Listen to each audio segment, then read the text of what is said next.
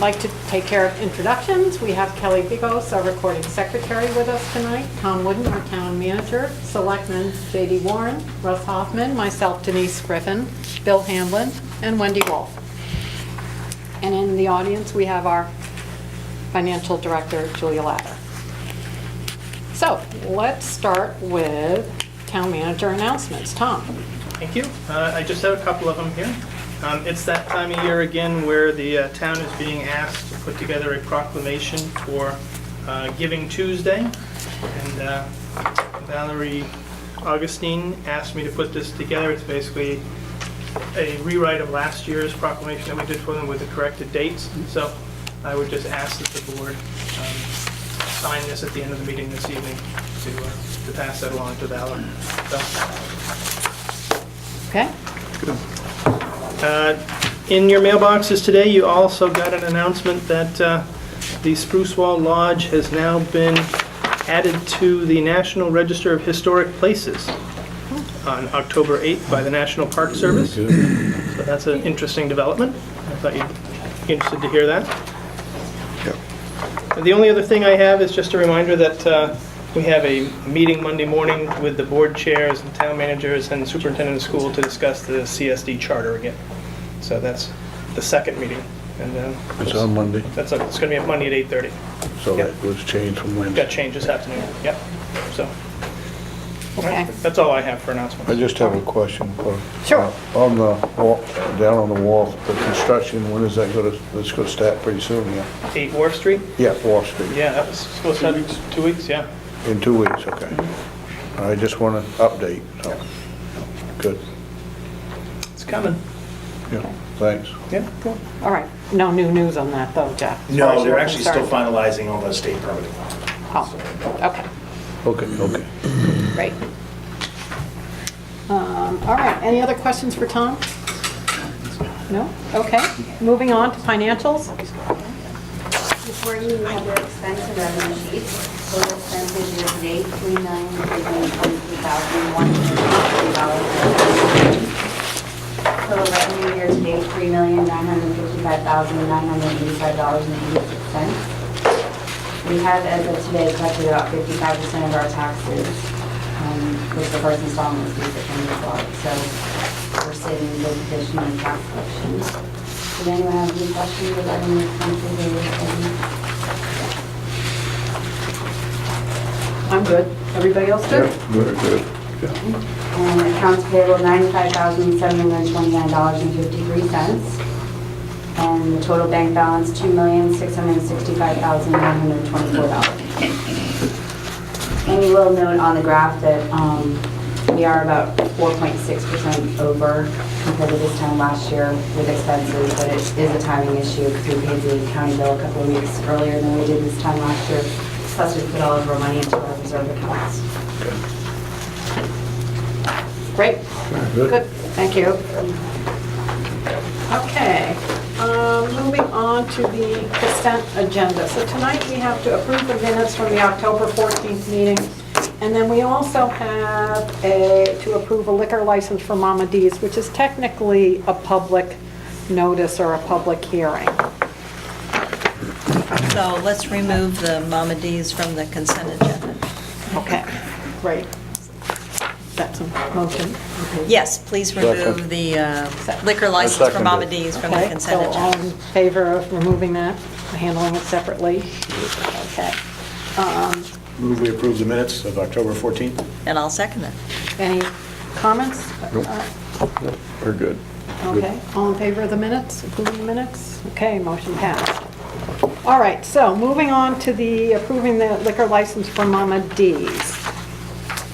This is, I believe it's a renewal, and the police chief has initialed the form. Is there anybody in the audience who has any comments on this? Seeing none. Any comments or? So move that we approve this application for a liquor license from Mama D's. Second. Okay, any discussion? Second. All in favor? Okay. Liquor license has been approved. Okay. Now, next on our agenda is old business, but I think we do have some people in the audience who came for new business, so I'm going to suggest that maybe we take the new business first. Sure. That's okay Sure. with Sounds everybody? Oh, yeah, sure. Okay. So, new business, first on our agenda was Lincolnville Communications presentation. Yes, I'm Louis Rector with Lincolnville Communications. Hi, Tom. What's that? Hi. Hi. Thanks for coming. Well, thanks for having us. And what we're here to try to explain, I gave you all franchise agreements, and Tom graciously invited me down to help explain what we was asking for. This is my boss, Randall Manning. Thank you very much. And we've got some handouts and maps of where our fiber is located. If I could give them to you so you could look.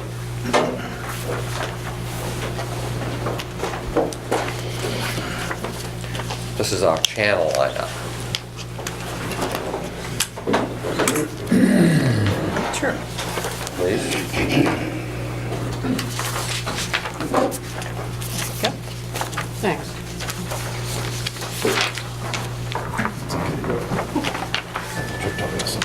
And this is our map, the highlighted areas where our fiber optics is. Oh my gosh, this is a whole pile. There's enough for everybody in the audience.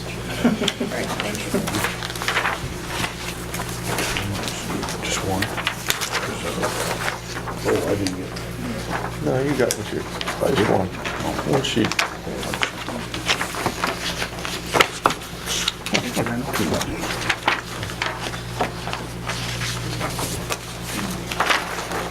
Again, this all works on our fiber that's around the town of Boothbay Harbor. And I've got some illustrations of how that fiber hooks up in the home. It's basically, you hook it up with Cat 5, you bring the fiber to the side of the house, and you can bring the Cat 5 into a switch and feed each TV with Cat 5, or you can convert your already wired coax with a switch, a Mocha switch, which changes it back to your coax. So it's either or, and we're also working with some wireless that we haven't quite decided on which one we're going with. So you could actually come in with that switch and plug the wireless in and not do anything to your home. It would just run your TVs. You would plug this antenna into your HDMI in the side of your TV, and it will run 5 TVs, okay? And I'll pass these around. I'll tell them about the open product. The open product is something we deliver all around the mid-coast I and don't know how many in the of those I Tidewater copied, territory. so I We have Tidewater and Lincolnville Telephone Company, and Lincolnville Communications. The open product's a fiber to the prem product that we're building. I don't know if you've heard about the gigabit community up in Rockport. Yes. And the town was paying for some of that and all that. But we already built Boothbay Harbor, most of it, with fiber. And we're offering that same type of bandwidth to small businesses and residential customers right now. And we're offering it throughout the mid-coast. We got it mainly in our ILEC territory, which is our Tidewater territory. In New Harbor, Bristol, South Bristol, Jefferson, Damariscotta. We have the whole town of Damariscotta built with fiber. And that brings a large amount of bandwidth, which brings a lot of things we can offer, like IPTV is one of them, and also we can offer hospice and like whole home automation. Those are things we're looking to deliver on the same piece of fiber. I don't know if you're familiar with what fiber is, but basically it's one of these little tiny pieces right here, and this will go in the side of somebody's house via drop wire. Hopefully he's got it there. There's 2 fibers in that drop, and this will go. We actually have 2 customers working downtown right now in Andrew's Restaurant and Sherman's Fix Store, and that fiber has got a huge capacity. It can offer a gigabit service if you want it, or more. We're offering 6 meg, 50 meg, unless you want to negotiate higher services. Most residential customers wouldn't. And then on that same fiber, we carve out what's called a virtual LAN. And that virtual LAN we deliver the IPTV, and it offers way more than normal cable does. I mean, it's got some neat stuff. We can bring in over-the-top video on it, if you're familiar with that at all, like Netflix, Vudu, Hulu, all that stuff. And also, you can our full channel item that we have in Lincolnville. And it's just a great big amount of bandwidth that you can bring all kinds of different services on. And so we're delivering it to a lot of people throughout the mid-coast. And this is just one of the services we want to offer it on. But the thing is that we can only bring the TV where the fiber is. And it's a slow build out, throughout all the areas. So it's not something we can deliver all of the town at once. We're looking to build, most places fully if we can, but it costs a lot of money. So we're just doing it when we can afford it. And we're not asking for any money for it, And so the gigabit communities are nice, but the towns are being asked to pay. But we've already built a lot of the towns already. We have just as much fiber, if not more, than the gigabit communities do. And Rockland, Camden, Tidewater, Lincolnville, Rockport, Boothbay Harbor. So this is a great service, and it's something. It's going to be a slow build up. People want it, they take it. It's got to be on the fiber, and it's not going to be. It's not intrusive at all, like coax is. The fiber is already there, and it only goes where it is, and so there's no big build up. There's no power supplies, amplifiers, nothing like that. So, and it gives a full channel lineup. I think you have a copy of that, just like any other, cable TV delivery. And as far as the type of services you can get, this is a 500 gigabit hard drive DVR. This can do a whole home system where you use these little boxes at the other TVs, and this acts just like this does at that TV. You can pause it, go to the, you've heard the stories, you go to the other room, start it back up, all that. It's a really neat service. So we're just looking to get a franchise agreement passed so we can deliver it to a few customers at first that have the open product, and as they buy the open product, they'll have the chance to get the opportunity to get that end-to-end boxes and the IPTV service. So these are a lot smaller boxes than the old RF delivery, so it's kind of neat. Randall, are you offering this to the 4 towns on the peninsula, or just us? It's where the fiber is, and we don't have them out there yet. So you just have it in the harbor? Yeah, we have it in the harbor. Well, do you see the fiber buildup? Yeah, I see the drawing Yeah, here. and we have it over in East Boothbay also. I probably should have put that in there, but I didn't. What I put in was just the town of Boothbay Harbor. But we are supporting Bigelow Labs, okay, in both ends that they had. So that's why the fiber is where it's at, is they wanted service that they couldn't get elsewhere, and so we're supporting them. So do I have the right model in that there are really sort of 2 pieces to your delivery? One is fiber to the home, and you're interested in doing that. But that's general broadband internet IP technology. And then in addition, you have content that you're putting on that you're selling, reselling. Not on the same, it has ports in it, that fiber has ports in it, so it's not really the same. I can give you a gigabit in one port, and I can give you TV in the other port, and it doesn't take from the first port. Okay. Right on the same fiber coming in, though. All right, yeah. They're in layers. Yeah. So you're providing the fiber to the home, and on that you're providing either broadband internet service or this content as well. And right now, the content you're providing is these TV channels. Yep. Right. Okay. And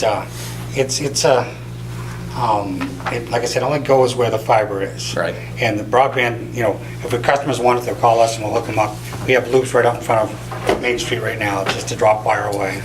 And like I said, we have Andrews working and Sherman's Bookstore working.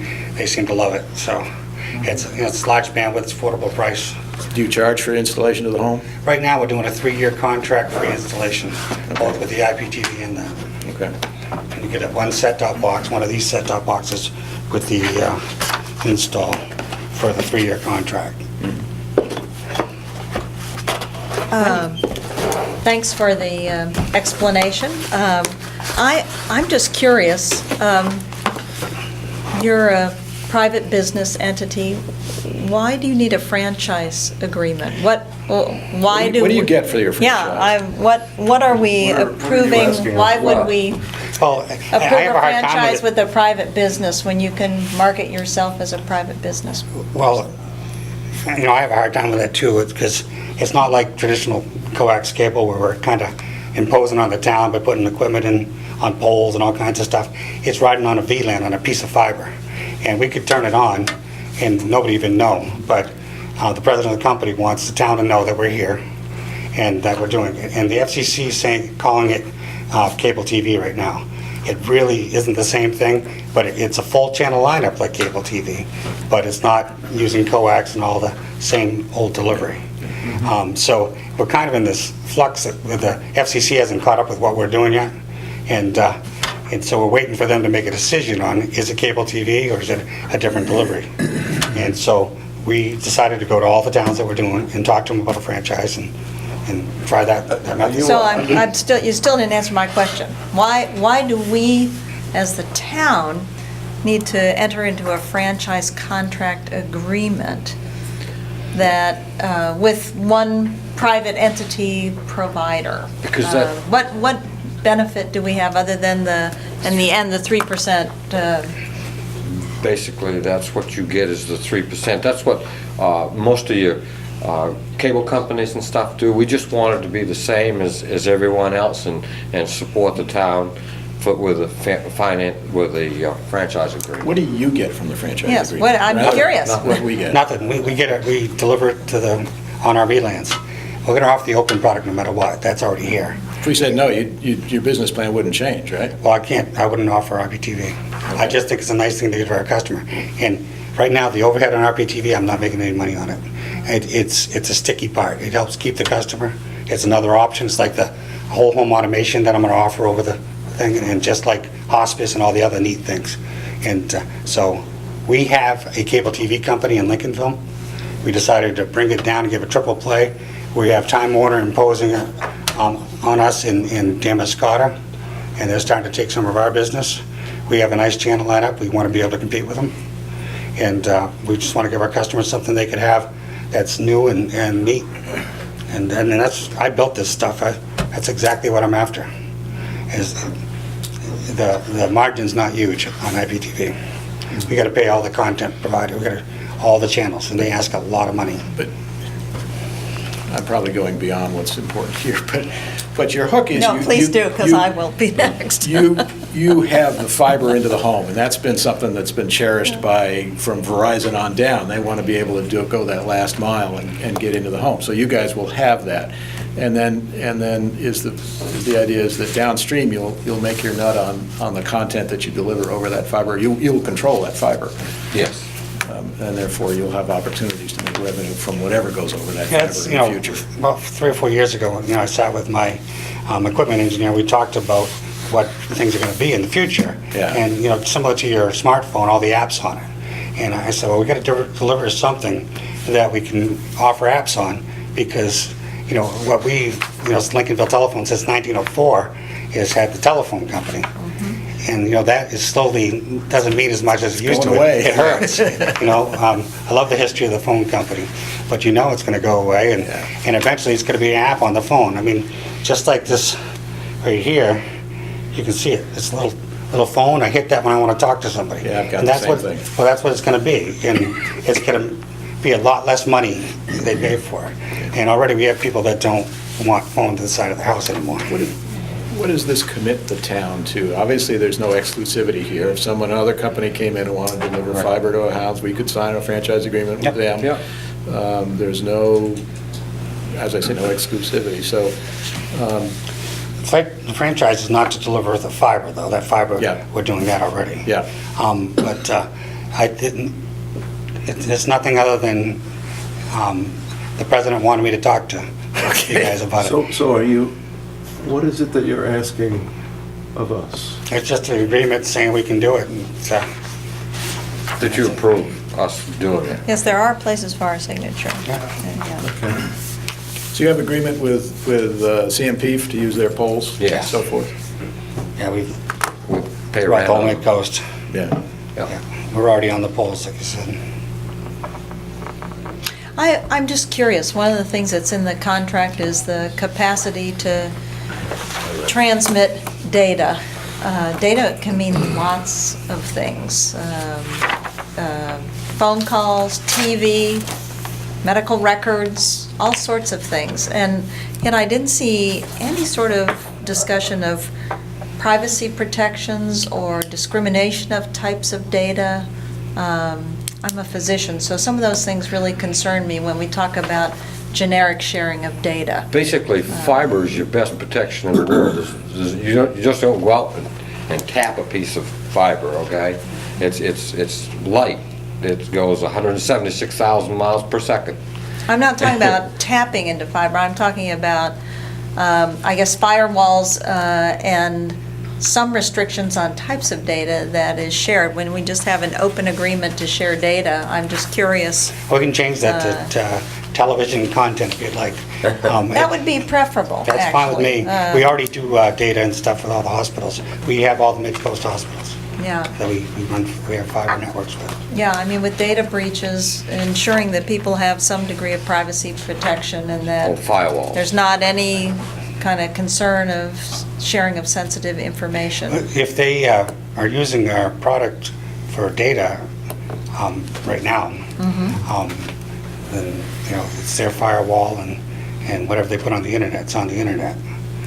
But that's nothing to do with the IPTV. Okay, if you're doing IPTV and just broadband, then it'd be great to just have that explicitly stated. Sure. And I'm just curious, since the franchise revenue is 3%, what does that represent? Can you give us a ballpark idea of what you anticipate that might mean? Well, it depends, of course, it highly depends on how many people take it, you know, and what they take as a product. If they took, if the product was $100 a month, okay, you'd get $3 a month on what they purchased. But I'm sure it won't be that much. I bet your president has a very good projection on business revenue, that they could probably share with us what that franchise agreement might produce. For Boothbay Harbor? Sure, well, that's who I'm here representing, Okay. so yeah. No, I think we're just, we're offering the open product, and whoever takes it gets it. We have no plans of any number in particular. Okay. We're already here. We were here when we built Bigelow. We were here when we built the First and St. Andrews and all that, and we just want to deliver, you know, the open product. Yeah, actually, it's very nice to have cable in some of the more rural areas of the state, so that's a nice to very have good fiber. service. Yes. Yeah, well, that's what we did. That's the key. Yeah. In the other areas, we built fiber to the most rural areas we had because we got 9 Connect Main grants to do that. And that's the furthest reaching areas that we touch that had the lowest amount of bandwidth. And now they have fiber to the side of their house, and we wanted to offer them something else to go with it. So I'm curious, since you compared this to Rockland and some of the other places that have gotten other broadband services, is your cable up in the Rockland area, or is? Yes, we're in Rockland and Rockport. What we're Our finding, fiber is, yeah. what we're finding is that a lot of communities don't know we're there, and it's unfortunate because some of the communities have already paid for another vendor to come in and give them something that we already have, and so they could have had that for free, you know. And that's what we told some of the people in Damascotta. They didn't realize that we was there, and we've been there for a long time.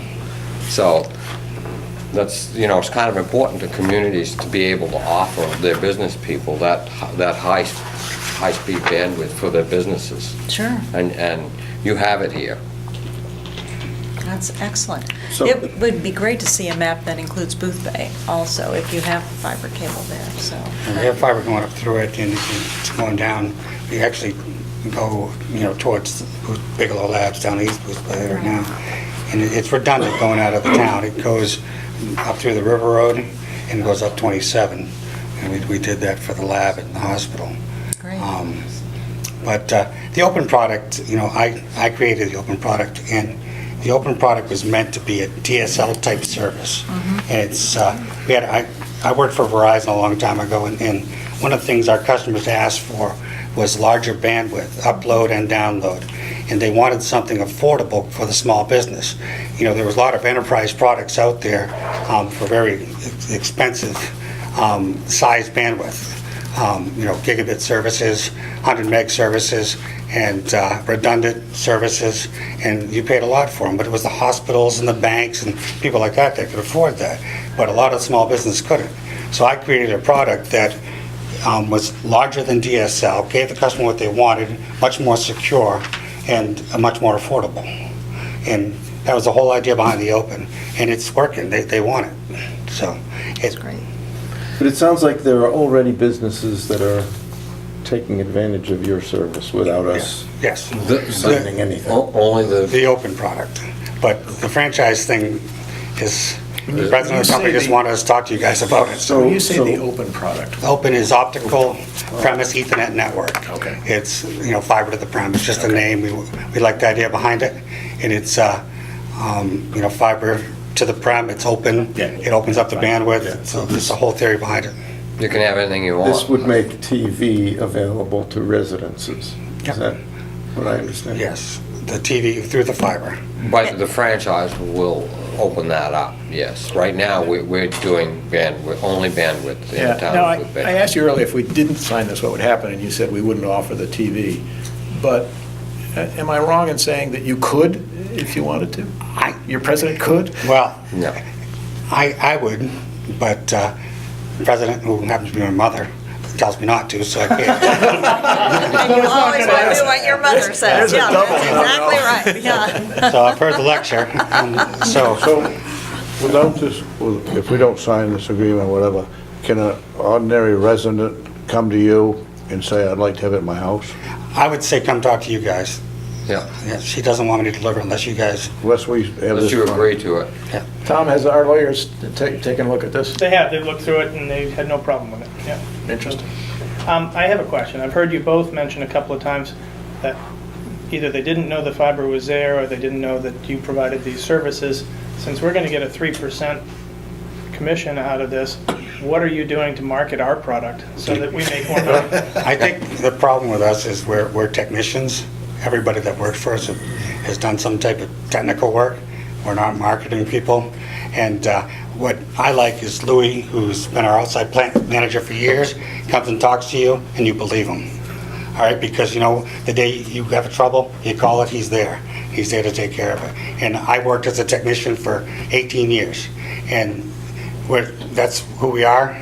We're not great marketing people, but we believe in our product. Apparently, I'm not a very good salesman when the towns that I have fiber in don't even know it.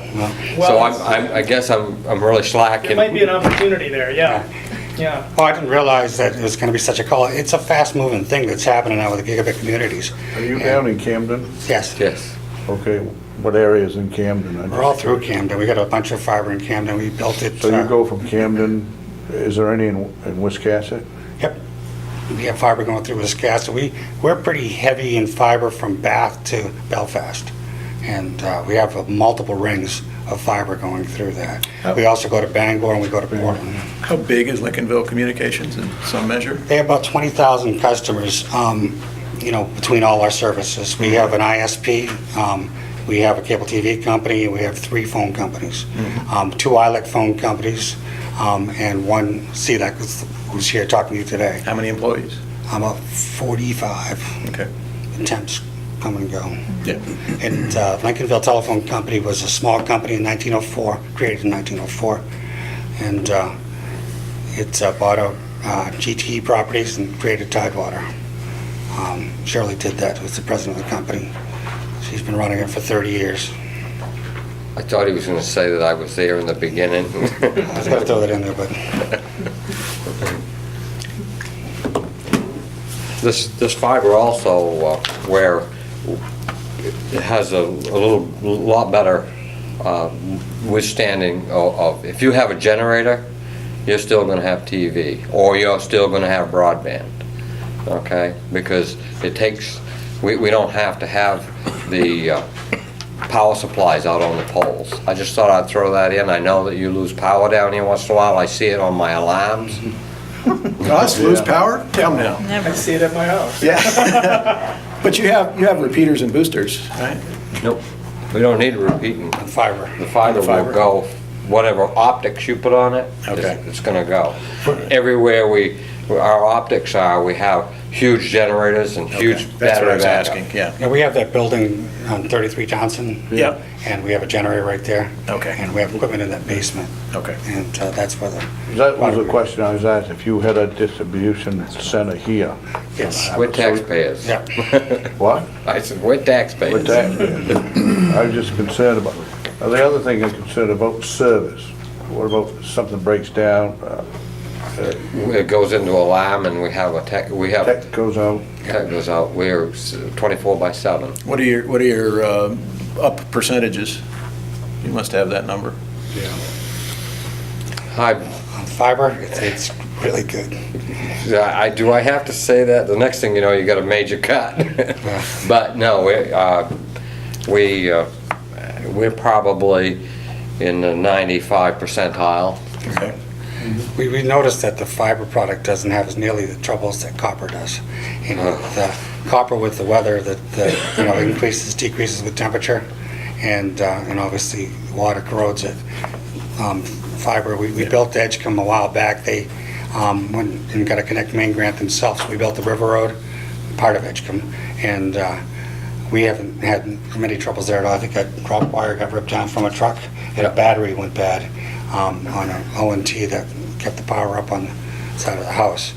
It's been a great product. You can talk to Edgecombe about it, the town. We partnered with them for the grant. They got the grant. We partnered. We put in more than half the grant for our own money just to try the product out, and it's been up for about 4 years now. Yeah. So do you have a franchise agreement? Who do you have a franchise agreement with for the Edgecombe TV now? and Noblesboro right now. Dan Scott is about to agree with it, and Newcastle, About- and Jefferson. They wanted to reword some of the wording in it, and that's fine with us. So if you see something in there you want to change, we certainly can do it. It's a good product. It's nice to offer your customers and ours. And nobody else is doing it in the state. So, Thank you. Thank you. Any other questions? How's the board feeling? I did hear, Wendy, you had a suggestion about maybe changing the wording a bit. On the data, you wanted to change. Yes, on page one. that- Should we, have that table be this for a explicit. meeting, have a I think chance so. to re-look at the wording and maybe fine tune it, and then... Yes, and yeah, I'd love take it to up hear for a from vote. Bigelow. Yeah. Next Just their meeting. satisfaction, which, since they're I'd one of love the to have you major. talk to Yeah, them. that'd be great. Yeah. customer. Yeah. They are great customers. Yeah, they were at Community Link the other day, and they were bragging very highly of you. So That'd be you great. got a good customer there. Thank you. They are. They seem to be pretty I good. think it's important, I agree with Wendy about the security, it's vital. If somebody to I- hack it. But we're Have you had missing- any hackers? We're missing what we're talking about here, because it's IPTV. It's IPT, That's okay. it. I mean, That's it. What we're asking from you, it's IPTV. Okay, gotcha. And that's just TV passing I back and understand. forth. Yeah. And that's it. Great, if you just say that instead of data, I'll be very Right. happy. I think. That was page 4, Page one, actually. page 1. I got mine over there. Any other questions? Any other questions? No? Sounds good. No. Sounds good. Thank you, Yeah. gentlemen. Thanks, Thank you very Tom. much. Thank you, guys. Thanks, Tom. You're welcome. Thank you. Okay, great. So we will put this on the agenda for the next meeting. Does that sound good? Does that Sure. sound like Yes. it'll give us That sounds enough great. time? Yes, yes. Answer any residual questions in 2 Okay. weeks. If you have any other wording changes or concerns or questions, why don't you get them to Tom? And then Tom, you could follow up with them on any wording changes in that agreement, right? Yep, no problem. Okay, great. So the next order of business is the Harbor Theater appeal. And I think Jason is here and several people to support him. And, well, yeah, sorry. Sorry.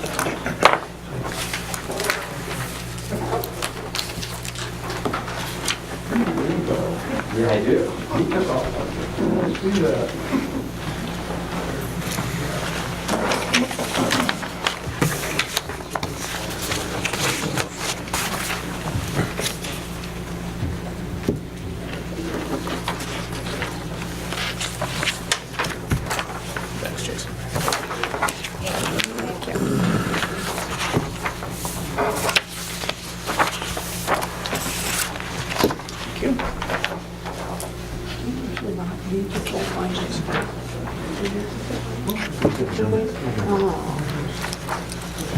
Okay.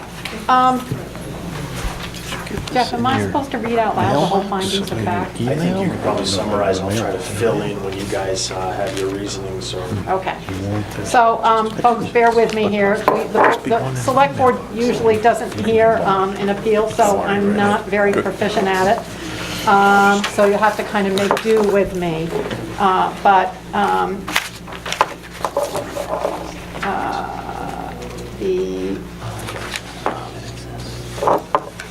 We are here to listen to an appeal from Jason Checkley relative to the Harbor Movie Theater sign, because as you all remember, several months ago, the appeals board granted a temporary variance so that the movie theater sign could remain up all summer, but it was a temporary variance. So Jason is here again to request a variance for another sign. A year-round sign. As, if I could summarize it briefly, right? And the sign that you're asking the variance for will replace the temporary sign that's located outside right now by the road. Yes. Okay. Anything else pertinent that we should say, Jeff? Okay, great. So, Jason, why don't you tell us why you feel the sign is necessary for your business and why you're requesting the variance? Okay, for starts, I want to apologize. This has taken a few visits to this meeting to get to this point. And my perception why it's taken a few visits is when the mall was sold 3 years ago, the owner wanted, he got a variance to build the bank building, and he didn't want to push the envelope by asking for another variance for a larger sign. This is only my opinion, but it took me a long time to, I've had a sign at the location since I opened in '02, and in fact, that was part of the deal, but it was a gentleman's agreement that the Bank of Maine would allow me to have a sign on the highway. And if you think about it, I can't think of any successful theater anywhere that doesn't have a sign that can't be read from the highway. And we are in a very underpopulated area here, so it's even more important. But initially, the landlord only signed off, the owner of the property only signed off for the variance from Memorial Day to Columbus Day. And he has since that time come around and signed off on our going for this year-round sign, thankfully. And that's why I'm back here. The theater has received a lot of support. We wouldn't be here if it weren't for all of the local community support.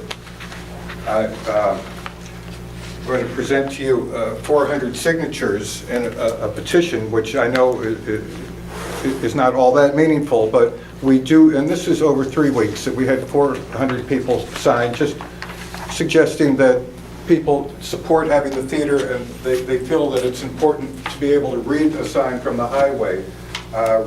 We had thought when we got the sign on the building that would work for us, but the sight lines don't work. It's 130 feet from the center line of the highway.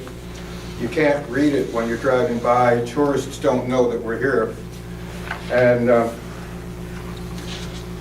what we did earlier this year was we consulted with a business lawyer, Dan Pickett from SCORE, a representative of SCORE, which is a nonprofit organization dedicated to helping small businesses grow and achieve their goals through education and mentorship. They've been providing support for nearly 50 years. And I'd like to read you the paragraph that I submitted to the code enforcement officer, and he shared with you, I believe, recently. And it was, he says, he compared my gross receipts for the first 5 months of 2012, 13, and 14 for both opening weekend gross and 7-day gross. The results indicate an average loss per show of $199 for opening weekend gross in 2014 versus 2013, and an average loss of $27 versus 2012. For an average 7-day gross, there is an average loss per show of $351 in 2014 versus 2013, and an average loss of $99 per show over the 7-day gross for 2014 versus 2012. The only reason I have heard that would explain this consistent loss in revenue is the removal of the sign which occurred at the end of December 2012. This is signed Dan Paquette. So I believe that this document shows that we have a need for year-round signage, and it's a unique opportunity for the town to have a movie theater. Normally, it takes a population of 15,000 people year-round per movie screen to justify a movie theater, and we've been lucky to have a lot of support and to have kept this theater going for 13 years now.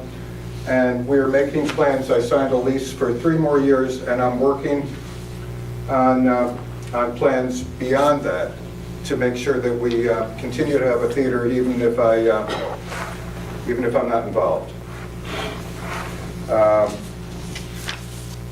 So I don't want to waste any more of your time, other than I'd like to also submit 8 comments that local people wrote regarding the need for the sign and the importance of the theater. And I'd like to thank you for your consideration. I'll be happy to answer questions. And I think that's all I've got. Unless I need more. Yeah, no, we have questions, I'm sure. I got one. Wendy? Jason, you mentioned the property owner is in agreement with the sign. Do you have a letter or any documentation that they're in agreement? Yes, I have a letter that was submitted to the code officer, and he should have a copy for you. Is that correct then? Yeah, I think I forwarded that, guys, with the original application, but I do have it. Okay, great. Is, I have a question. Is this sign in compliance with the code? Yep. It's all in compliance with Except the that code? it's more freestanding sign than we allow, What- but yeah. what- The okay. dimensions are.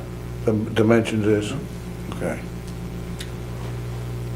What we're Wait, can you- proposing is can to you- make a nicer looking sign. What we've got now has guy wires. It took me several attempts with a temporary sign to get it to stay up in wind. And I finally went to a tent place, and I've got 4-foot spikes in the ground. But what we want is a permanent sign, and we've actually engineered the design of the new sign to withstand 100-mile-an-hour winds. With a cement base? Yes. Wait, Well, we're proposing 6x6 posts post? with concrete to Okay. strengthen it at the bottom.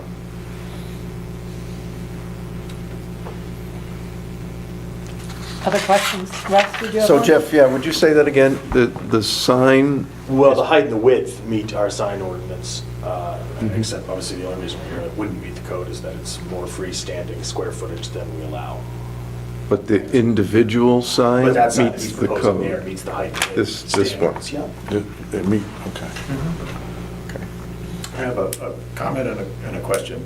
The comment is, I'm delighted that you provided actual data on the financial impact of this. Too many times, boards of appeals hear emotional arguments about why things are wonderful or not wonderful, and it's very difficult, but you provided actual data, and I appreciate that, and I thank you for that. That really helps. My question is, what led you to the 10-foot spacing underneath the sign? I believe actually the sign is going to be 6 feet off the ground, which is what the original Bank of Maine sign was. And we get snow drifts and they plow, and so that seemed to be a reasonable height. It allows me to get in there in the winter with a snow blower to clear it out enough to be able to change the letters. and it puts it above the Ellis development for lease signs, so that's not blocking our sightlines either. Or that's my hope. And would it be in the location that the temporary sign is now? Yes. Because my assessment is that does not block any sight lines if you're trying to get in and out of the... Yeah. The driveways. To get in and out of the driveways. I don't believe it blocks any sight lines, and it also doesn't block the sidewalk that is scheduled to go in. I mean, people will walk in front of the sign, but it should be free and clear of... Okay. And is it a lighted sign? Yes, it will be a lighted sign. It would be lighted probably with LED floodlights, if I can get electric in there. At the moment, I'm using solar lights, and they're great when the sun's been shining, but not so good after a couple of days of clouds. So we're hoping to light it up enough that people can see it at night, as all the other signs on Route 27 are lit. This is a two-way sign, right? Yes, sir. Going both ways. Yes, as it is now. I was over there today to Yeah. look at it, to see, I didn't have this plan, but I usually go on site to see what situation, and I don't think anything's gonna be blocked, the way I look at it here. I agree. I don't think so. I took my car and I kind of walked around to see for myself, so I didn't see any blockage at all. Good.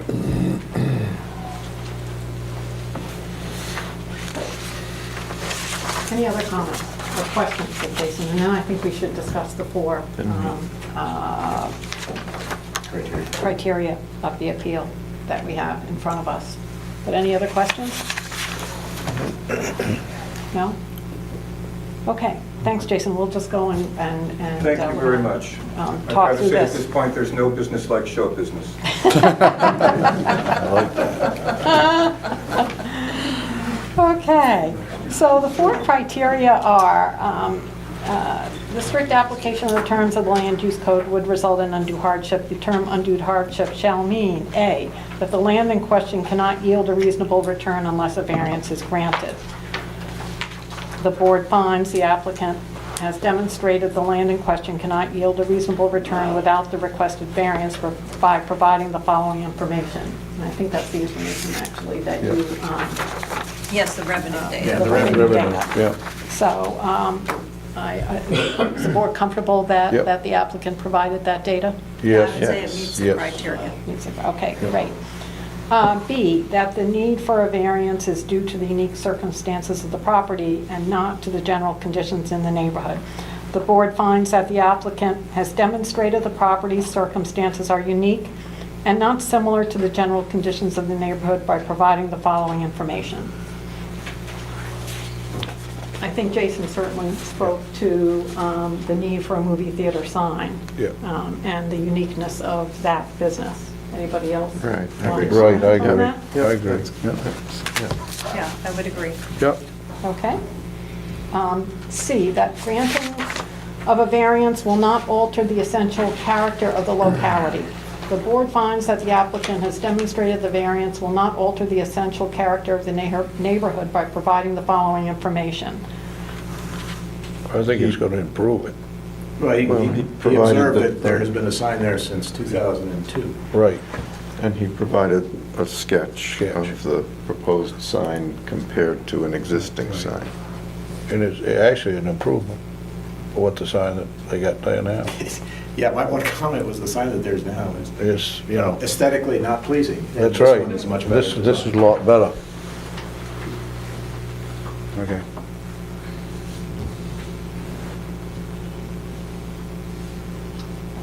Okay, yeah, I think the sign is in more keeping with the other signs in the neighborhood. Sure. Yeah. Yeah. Okay. And D, that the hardship is not the result of action taken by the applicant or prior owner. The board finds that the hardship is not the result of action taken by the applicant by providing the following information. I would say the letter that I asked about that was submitted to the code officer with permission of the property owner is the sufficient justification, so. Yep, I agree.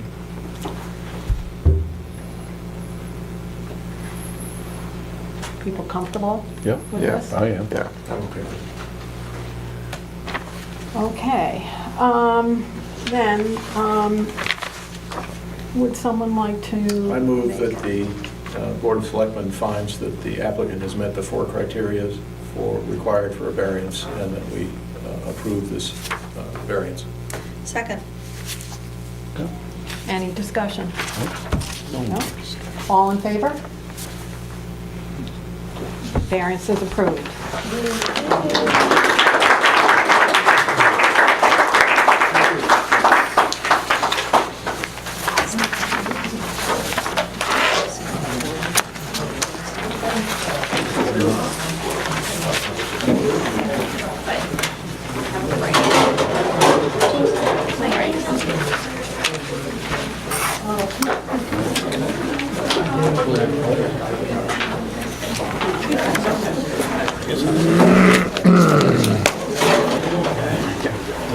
Okay, Yeah, thanks, Jeff. Free popcorn Jeff. for everybody that came, right? Here we go. did he write up what we talked about? Yeah, Do you I'll want get it to right do here for that? you to sign. Oh, Yeah, lovely, that's what he just gave me. lovely, excellent, thank you. Thank you, Tom. Perfect. Okay, so moving on to new business, item C, discussion regarding home businesses. Okay, this is something I put on the agenda because that came up as a result of the public meeting that we had regarding our comprehensive plan. So one of the things that came out of that meeting, one of the things I heard was, or one of the things that was included in the comprehensive plan was the topic of home businesses. And I believe that home businesses are something that we want to support as a town, but in fact, our zoning codes don't say too much about home businesses. And I think going forward, it would behoove the town in the long run if we had slightly more defined zoning ordinances about home businesses. So I think some things that Bob Fombs from Lincoln County Regional Planning Commission pointed out in the email that I sent out is that home businesses, may create a lot of, or could, let's say, they may not, but they could create a lot of garbage, they might require signs, they might require a lot of parking, and in a residential neighborhood, these are things that we might want to consider in our zoning ordinances. So the only reason I put it on the agenda is I wanted to see if you all felt the same way, Yep. and if it was, I thought it would be something that we might want to suggest to the planning board that they consider talking about that, and with the possibility of coming up with some proposed wording changes for us. So, now, there might be other items in the comprehensive plan that we should consider changing our zoning ordinances for as well, but I don't know what those are, and I haven't had a time to read the comprehensive plan to consider what other items there might be. There are a ton. There are a ton. They are a ton. They are mostly summarized on page 23 of the draft, and if you'll bear with me, I'd be happy to Perfect. identify them. Perfect.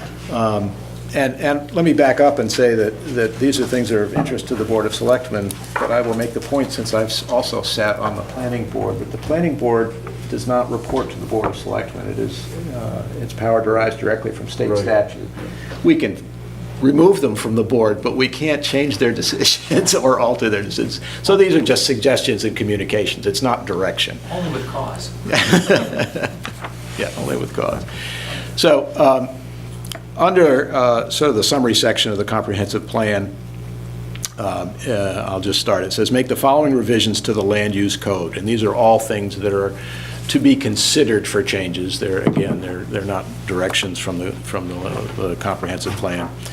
but they are comprehensive. One is to amend the downtown business district standards to prohibit new primary residential uses on the ground floor. Bob Fonz was concerned that sometime residential activities can displace commercial activities, and that's generally not good. And restrict new ground floor uses on commercial streets to those dependent upon easy pedestrian access, allow residential and professional office operations on the upper floors of commercial streets, which I gather we don't necessarily do right now.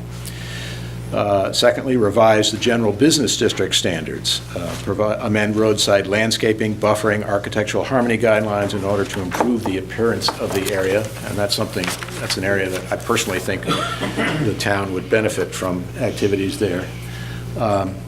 Enact measures to encourage backlot development. I won't read all the details. Give the planning board authority to require applicants to create curb cuts on secondary roads rather than on the highway itself, so that to keep the curb cuts on the main roads down. Offer incentives such as reduced frontage or parking requirements for applicants who locate on secondary roads. Give the planning board authority to require stricter buffering and vegetative planting standards. Give the planning board authority to require applicants to designate area for bus stops and bicycle racks. Yeah. And then it goes on to revise general residential district standards. And again, developers that agree to install amenities such as sidewalks and common open space could be granted a density bonus is one issue. Increases in densities would require clear evidence that water supply and wastewater disposal arrangements are adequate. It goes on to talk about perhaps creating a business park district. This would be a floating zone to enable business park in some area that would be a minimum size of about 2.5 acres. It talks about amending the Maritime Water District, dependent district, to review changes there to encourage aquaculture and other activities, water-dependent activities. Shoreland and lake watersheds, no changes except perhaps stricter impact on stormwater runoff and phosphorus loading. And perhaps the major one of the comprehensive plan is to create this rural residential district, which would be a lower density development in the upper part of town, as we've talked about many times in our meetings. And so those are all the sort of the immediate directive ones, and embedded in those are a lot of the things like the home occupation. I have some more notes here somewhere, but I can't find them. But multifamily dwellings, there are recommendations about lot sizes as a function of water and sewer, which I think is an issue, a longstanding issue in our codes that really needs to be addressed. We've talked about that in the past. Water quality, economy, recreation, transportation, public services, and facilities, they all have spillover effects on the planning board issues, but those are the major ones. So there's a host of things. Yeah, a host, kind of a lot of things. Yeah. On the So, home occupation, what is a true definition? I'm trying to figure out, there's different things you can do with your home and have a home office, but is that identified as what we can, or is that what we're gonna do, revise it? Well, I'd be interested to, Would you like that? yeah. go I would ahead. just like to know, It's a home occupation is defined, and they're permitted in zone districts that have to meet the following criteria. And then we've got, we've got 9 criteria. Simple things like it's carried on wholly within the dwelling, only by members of a family, or those residing in the dwelling unit, and provided no more than a maximum number of employees, doesn't exceed 5. No exterior display of signs, except those that are permitted. No nuisance, waste discharge, offensive noise, vibration, smoke, dust. Adequate off-street parking, no overnight parking of trucks. Utilize no more than 40% of the gross floor area of the dwelling unit itself. There's requirements for what's exterior storage, and then operating or testing of machinery or engines in other than enclosed buildings, there's a distance requirement between the next nearest residential dwelling unit. So there's some general definitions on the home occupation. And then there's other performance Yeah, standards. there's a specific definition at the end, which says an occupation or profession which is carried on in a dwelling unit other than the structure accessory to the dwelling unit by members of the family residing in the dwelling unit, clearly incidental and secondary to the use of the dwelling unit for residential purposes. It goes on. So it has to be family, period. Yeah. Well, Residents of the building. A resident of the not- building. yeah, Yeah, residents of the building, a But there family. can be employees as well. Right. that Up are to not 5. family. Up to If they- total 5. Five, Yeah. yeah. Right. If they meet other criteria and adequate parking and those requirements. Okay. Well, I So mean, I took a very short swing at sort of that long list, which we're not going to get to all of, and including the home occupation. And for me, and this is just my personal thing, I think the lot size across town, I would put as my number one planning board activity, because I think that has a real potential impact throughout the town. I would put as number 2 the buffering issues throughout the districts, because that has a lot to do with the visual impact of the town, and we're seeing more and more of that. I would put the home occupation update as sort of number 3. okay. And I would put the rural residential district as sort of number 4. And the others all struck me as, well, important, not urgent. Okay, Okay. great. I mean, I think what we're doing is kind of hoping that the planning board will consider these things, because as you said, the planning board doesn't technically report to us, so. Some of the recommendations that are in the comp plan are nothing more than a clearing up of language, and Jeff's talked to us about trying to remove ambiguity. Yeah, there's some low-hanging fruit that could be done with not as much effort as some of the bigger tasks, and the home occupation may be one of those low-hanging fruit. And I'm all for doing that if it's quick and easy. And Like Bill mentioned about, we can recommend bicycle racks and bus stops. Boothbay also filters down to Boothbay Harbor, or what happens in Boothbay Harbor filters back up to Boothbay. So we're all one unit, really, when it comes to economic development. I see it every day even when I work out on Squirrel Island. I mean, we're going to Botanical Gardens today, you know? So that's economics. That's what it's all about. And I think it's great that we're all working together. I'm really proud of the both towns getting together. I'm excited. I think an unintended consequence of this is that your select boards are talking to each other, and I've always tried to maintain a communication with the planning board from Boothbay. We've had discussions about doing education ideas and concepts and practical work together so that we can understand each other's codes and look for those similarities and try and remove some of the ambiguity. So it serves as a good example, and there's other things that are going to be spinning off of the econ development as well. Good rallying cry. Yep. Thanks. Thank you. So you all will be hearing more about this over the next few months. So conversation will continue. Okay, unless anybody else has anything they want to comment on that, we'll move on to the next item. Yep. Okay, move on to old business, the basketball court drafts. I just brought this back up on the agenda again so we didn't forget about it, because we keep pushing it off. But, I mean, we won't get to do this till next spring or next fall anyway, but Danielle did produce a couple of alternative sketches for us. One has a proposed trolley turnaround, and the other one does not. Other than that, there's one that has 2 courts, one that has 1, but the drawings themselves are very similar. One of the big differences is with the trolley drop-off, you lose some of the spaces. You go from 32 parking spaces down to 26. And I know from my conversations with the school, they're not excited about losing parking spaces because that's used pretty heavily for football games and things like that. So, I just wanted to put this back on the agenda and see what you guys were thinking about. Did you like either one of these? And what did you like, what didn't you like? And just to keep the conversation going. because we'll have to budget for it in the next budget cycle. Yes, I'm just curious. It's nice to have the drawings with the aerial views, and I had, in previous conversations, I think we had talked about one basketball court as opposed to two. I'm not really hearing a hue and cry that we need to increase the budget by building two.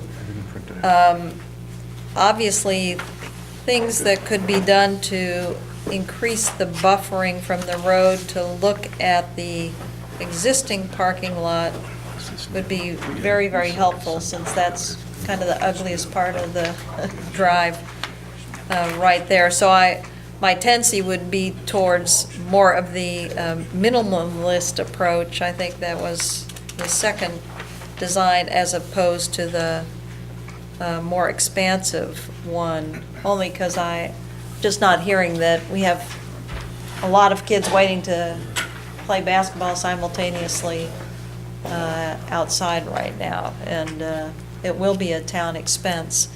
So You know that original sketch that I did, that we sort of started this going?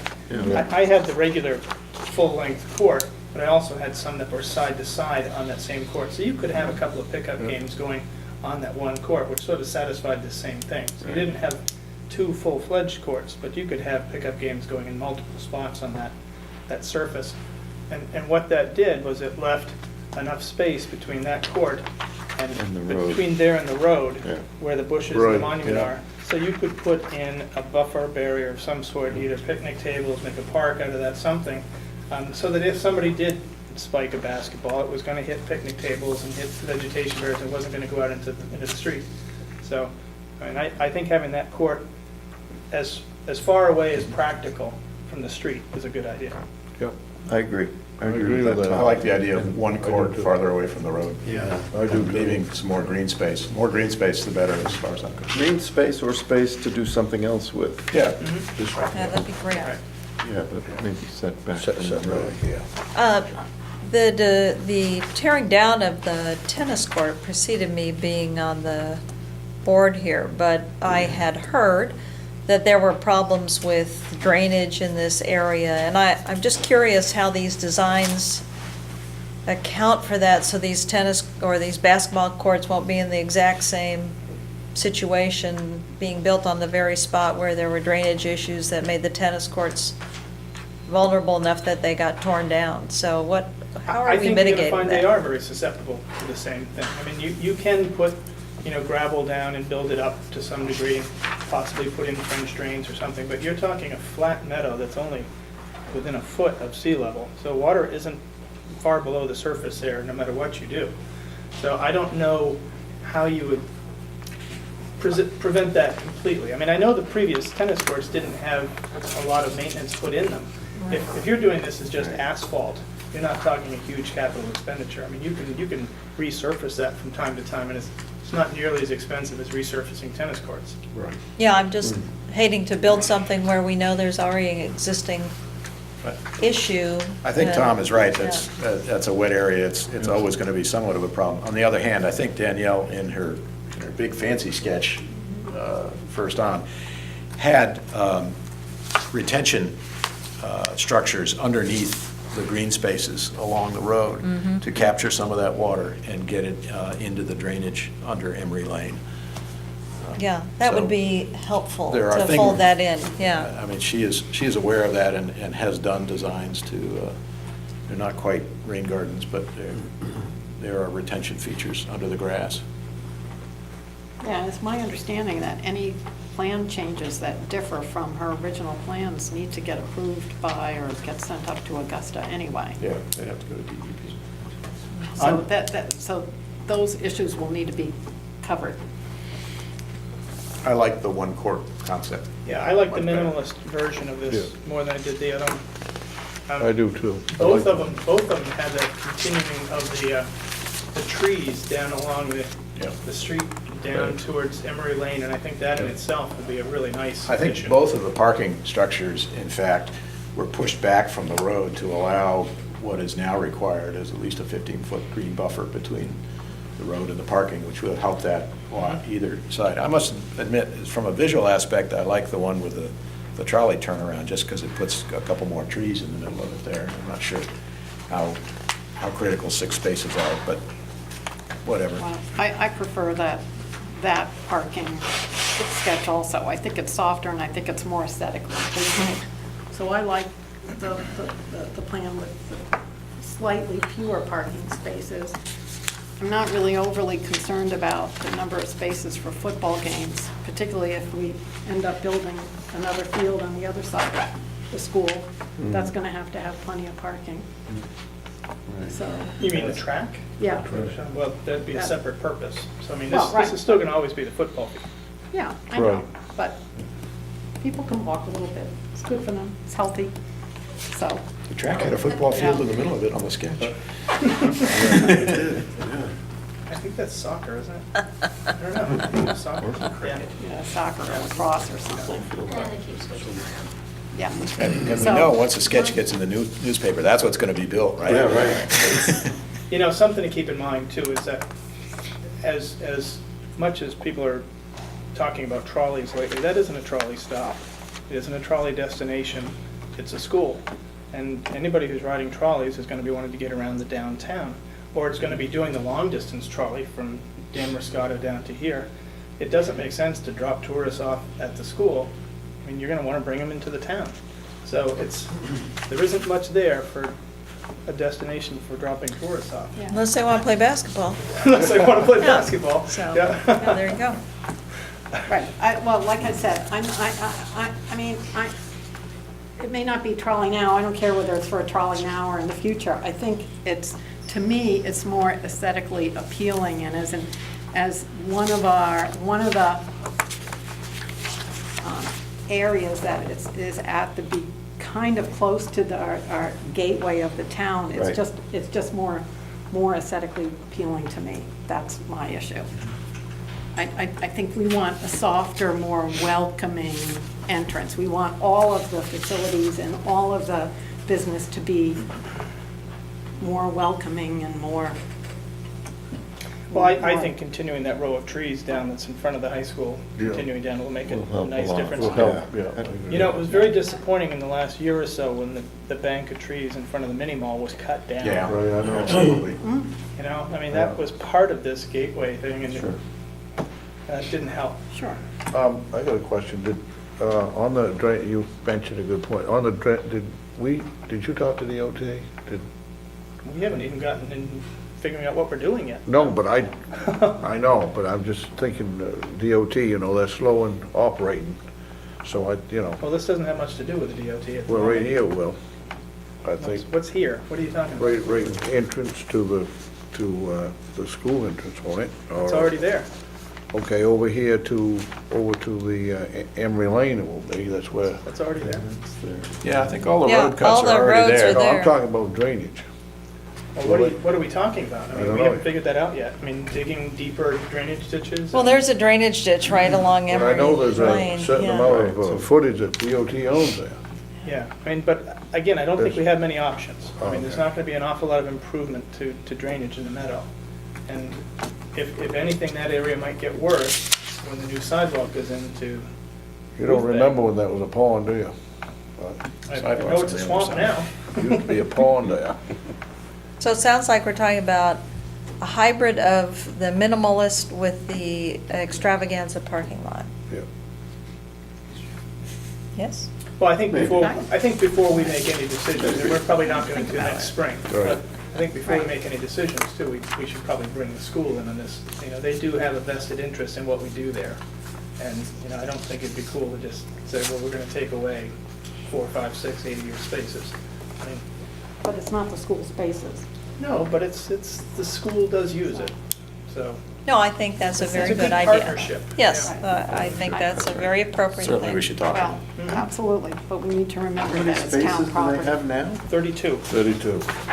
Is that what's here?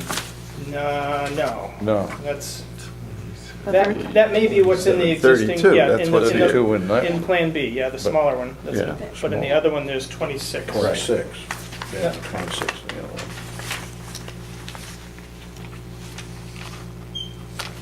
Audience. Mike, Just two quick comments. Tom, thanks for keeping this in front. I think this is important, and as Denise mentioned, it's part of our gateway, so I love the discussion. You may recall in our comp plan under Section 9, which is recreation, it states that with the projected aging population, we're going to be looking for recreational services directed at elderly. So I think we need to keep that in mind as well. You've never heard of an elderly basketball team? That's what the track's going in for. We could be the groundbreaking here. Yeah, we could already have. Boothbay Harbor versus Selectmen. Why not? There we go. I better practice. The other thing was that I've had discussions with Don Layton, who is a landscape architect and is willing to offer his time and effort and services to work on designs as well. Don's very well known, has done some terrific renderings for Knickerbocker, and as a matter of fact, his design was Whale Park, I think, as well as other areas. So as you continue the discussion, I know he wants to be able to be brought in, if you'd like, and use his suggestions. Plus, a couple of local artists, including Roger Milanowski, has come up with some additional concept sketches. So I don't have those for you right now. I'd just like to offer them as something as you move forward, looking at your designs. I have a suggestion for the local artists. I think we ought to hold a competition and select an artist to paint a mural or graphic on the side of the westward.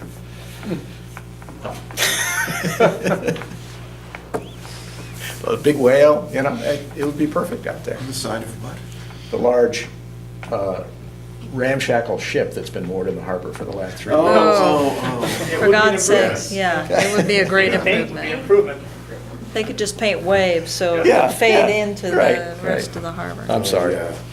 couldn't resist. Okay. So I guess we'll talk about this more as we get into the budget Yeah, process. yeah. But any other, I mean, now is the time to bring forward any other ideas, before we get too far underway. We can't, so, Bruce, So you are entertaining comments from the public. yes. Over the years, don't attend an awful lot of the events that take place at the high school baseball, football field, but those that I have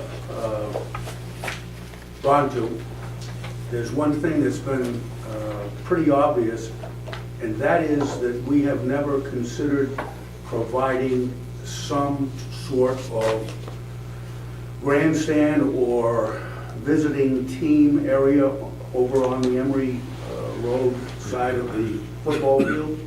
If you notice, everyone from the opposing teams that come to our games, which would be their away games, they're standing around, they have no place to sit down to observe the game. Every other school that you go to, basically, even Winthrop, which is similar with a hill on one side and flat on the other, and as cold as it gets on that downward side, they still provide a grandstand. It might be an opportunity, while you're considering this plan of what you're going to do on the front where the tennis courts were, to maybe consider requesting or moving the goalpost maybe 30 or 40 feet to the north to provide enough room on the Emery Lane side to eventually put some grandstands in there for the visiting teams. There is a drawback to that, Bruce, and it happened at the homecoming football game, is that if you put goalposts in the direction of a parking lot, that windshields get broken by I people. know, well, Annette. We had one happen in the last game. Before down there would take care of that, but I'm aware of that. Just a suggestion to consider or think about, or at least be aware of. Yeah. We aren't being very friendly to the opposing teams or visiting teams. Okay, great, thank you. Thank you. All right, let's see, moving on then. We'll move into public forum. Mr. Engert again. I have two items that I would like to address the board with. One of them is, at the last meeting, I believe that you said that the Public Works foreman or whatever dismissal was under review or an appeal that would be heard tonight. Is that still on your agenda for executive session or open session, or is that postponed, or can you give me an update? That was not scheduled for tonight, and that's being postponed, and I don't have an update for you on that. Fair enough. Last item would be, have we done away with our appeals board? No, we have not. We have an appeals board. And are you asking because of the, Because you listened to an appeal as the Tonight, Board of yeah. Selectmen tonight. yeah, and I'm obviously- sorry, I failed to explain why. But the appeals board actually asked us, and Tom asked us whether we would hear that because there had been a bit of controversy over the initial variance that was granted just prior to summer. That's all. I support the sign wholeheartedly. So- It's just the procedure that you have taken tonight.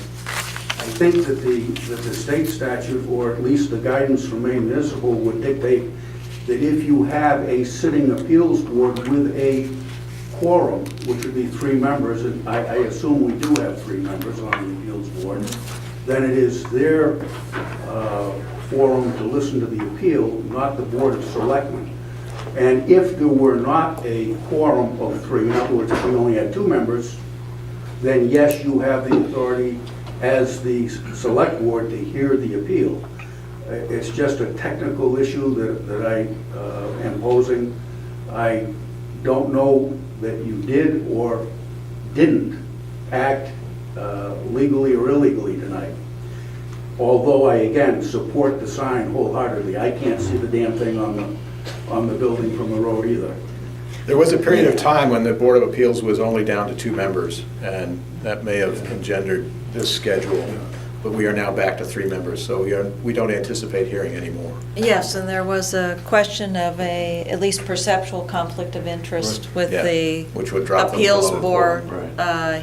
hearing the variance from the Harbor Theater, which would, I You mean it was assume. a sticky wicket? Yeah, Cover, Yeah. sticky sign. That covered. Thank you. So, thanks, Bruce. Okay, any other public forum comments?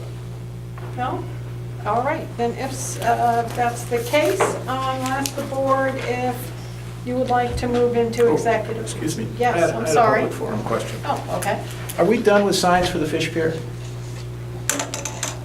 Unless you want more, I believe we are. I want more, because on the plan, we had a directory sign that was gonna go in the front of the building that lists the tenants, and that's not there.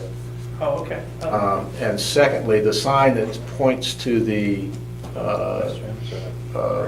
boat ramp and the public facilities is not readable from the road, because it's on the side of the building. You're right. And it really should be on the front of the building. So move those. Yeah, so move one and add the directory sign, because that's what we said we're gonna have in the... I can tell you why the directory sign didn't go up, is because the tenants changed their mind. But if you want it back up, that's fine. They didn't want it up there, but I think it would be beneficial to have it there. Yeah, it would be. move direction. Yeah. Sorry. Thanks. No, thanks. Okay, then I would entertain a motion to go into executive session under Chapter 13, Subchapter 1, Section 4056A to discuss personnel policies. So moved. Second. Okay, all in favor, going into executive session, so moved. I'm gonna ask you all to leave the room. No action was taken. So, moving on to warrants. Can I have a motion to approve the warrants? So moved. Second. All in favor of the warrants? Okay. So Move we moved. adjourn. Okay. Second. All in favor of adjourning? Yes, there we go. Meeting's adjourned. Thank you, everybody.